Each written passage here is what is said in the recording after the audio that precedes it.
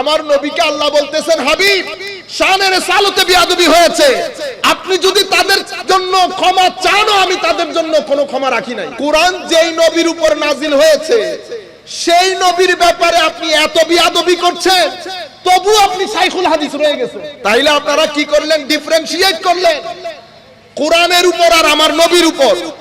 আমার নবীর সাথে এক ধরনের ডিলিংস, কোরআনের সাথে আরেক ধরনের ডিলিংস। এখান থেকে নেফাকতের জন্ম। কিসের জন্ম? নিফাক, মুনাফিকের জন্ম।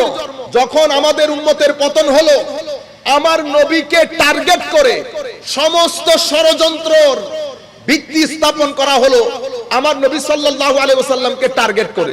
সেই কারণে আমার আল্লাহ মুনাফিকের মানসিক অবস্থা, যেটাকে আমরা বলি সাইকোলজিক্যাল আসপেক্ট, মানে তাদের মানসিক অবস্থা বর্ণনা দিয়েছেন কোরআন। এটাকে বলে মাইন্ডসেট।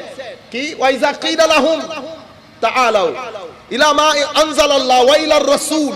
হাবিব, যদি তাদেরকে বলা হয় তাআলাউ, এদিকে আসো, আসো কোথায়? ইলা মা আনজালাল্লাহ, যেটা আল্লাহ নাজিল করেছেন, মানে কোরআনে পাক। ওয়া ইলার রাসূল, এবং রাসূলে পাকের দিকে। রাআইতাল মুনাফিকিনা ইয়াসুদ্দুনা আনকা সুদুদা। আপনি দেখবেন মুনাফিকরা আপনার থেকে দূরে দূরে থাকে। তাইলে মুনাফিকের সম্পর্ক সমস্যা কোরআনের সাথে হচ্ছে না, কার সাথে হচ্ছে? নবীর সাথে। সেই কারণে ঈমান, কুফর, নিফাক তিনটার প্রাণ কেন্দ্র হচ্ছে রাসূলুল্লাহ সাল্লাল্লাহু আলাইহি। কারণ কুফরের মধ্যেও আল্লাহ নিয়ে সমস্যা নাই, নিফাকের মধ্যেও আল্লাহ নিয়ে সমস্যা নাই। তিনটার প্রাণ কেন্দ্র রাসূলুল্লাহ, তিনটার প্রাণ কেন্দ্র রাসূলুল্লাহ। এরপরে আল্লাহ আবার সূরা মুনাফিকুন, সূরা মুনাফিকুন, সূরা কাফিরুনের মধ্যে আয়াত কয়টা? কুল ইয়া আইয়ুহাল লা আ'বুদু মা তা'বুদুন, দুইটা। ওয়ালা আনতুম আবিদুনা, আচ্ছা আপনারা পড়েন, সময় ইয়া করে লাভ নাই। 4-5টা তো সংক্ষিপ্ত সূরা। সূরা মুনাফিকুনের মধ্যে আয়াত কয়টা? সূরা মুনাফিকুন সূরা কাফিরুনের মতো 12-14টা সূরারে গিলে খেয়ে ফেলতে পারবে।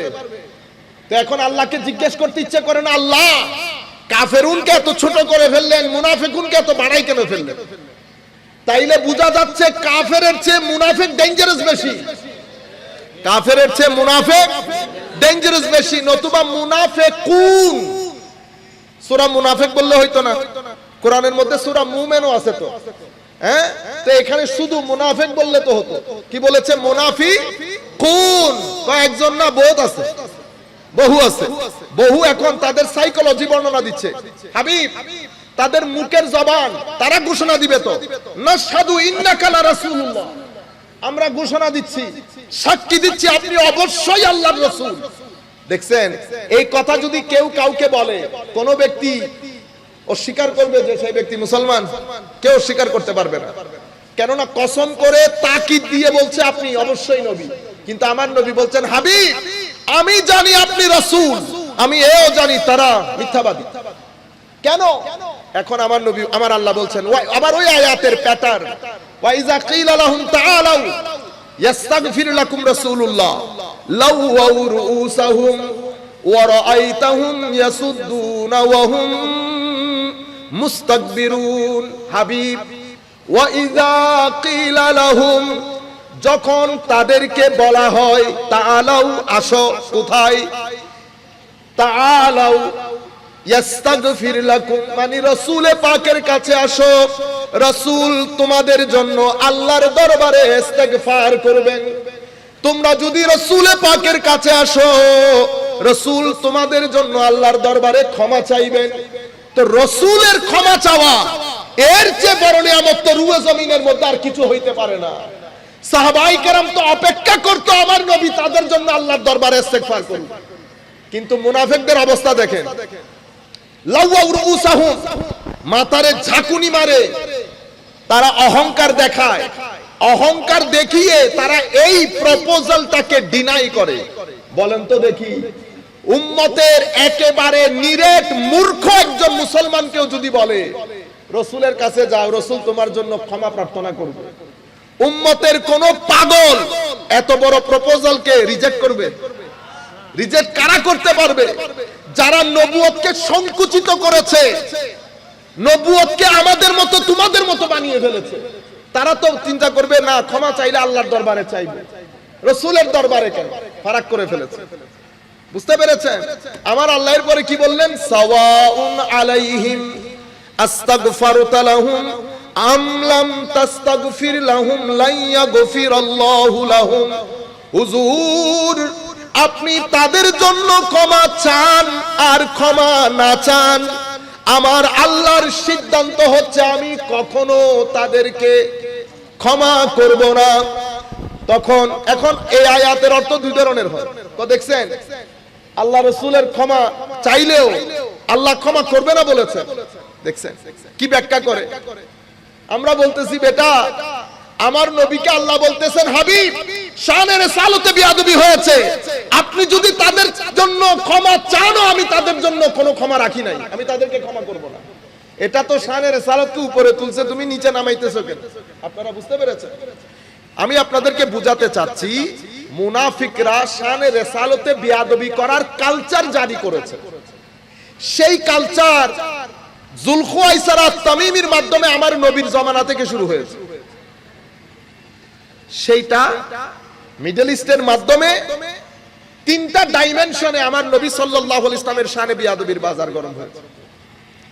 একটাকে আমরা বলি তানকিসে নবুওয়া, ইনকারে নবুওয়া না, মানে নবুয়তকে অস্বীকার করা না, অস্বীকার করলে তো কাফের হয়ে যাবে। কি করা? তানকিস, আমার নবী সাল্লাল্লাহু আলাইহি ইসলামের অবস্থানকে নিচে টেনে আনা, আমার মতো বলা, দুশগুণ খোঁজা, নবী সাল্লাল্লাহু আলাইহি ইসলামকে ডিফেম করা, ইনসাল্ট করা, আমার নবীর মা বাবা নিয়ে কথা বলা, আমার নবীর সামগ্রিক জীবনের মধ্যে দুস্ত্রুটি খোঁজা, নবীর শানকে সংকুচিত করা। আপনারা বুঝতে পেরেছেন?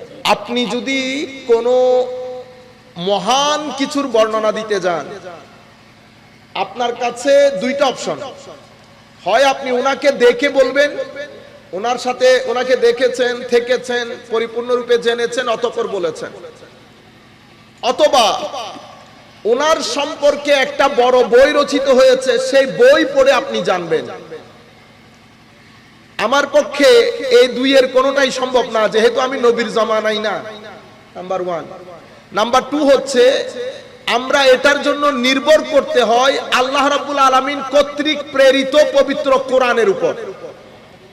এখন পবিত্র কোরআনের ডাইমেনশন দুইটা, একটা বাহির, একটা ভিতর। প্রত্যেকটা আয়াতের মধ্যে লেয়ার আছে, বোধহয় আল্লাহ পাক জানে কত মিলিয়ন লেয়ার রাখছে আল্লাহ।